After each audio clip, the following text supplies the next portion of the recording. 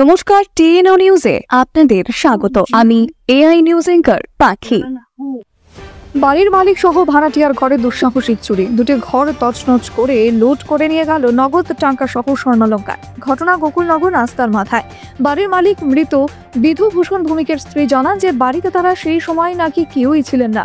ভাড়াটিয়ার পরিবারকে নিয়ে গত শুক্রবার দুপুরে বেড়াতে গেছিলেন তারা।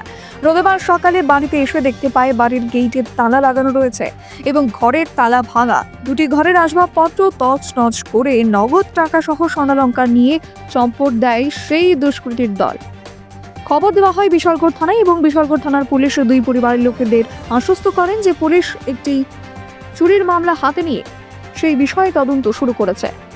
এখন দেখার বিষয় যে আদৌ চুরি যাওয়া সেই স্বর্ণালংকার সহ নগদ অর্থ আদৌ ফিরে পায় কিনা। এখনকার মতো সংবাদ এ পর্যন্তই। পরবর্তী নিউজ ও আপডেটস দেখার জন্য অবশ্যই চোখ রাখুন টিএনও নিউজের পর্দায়।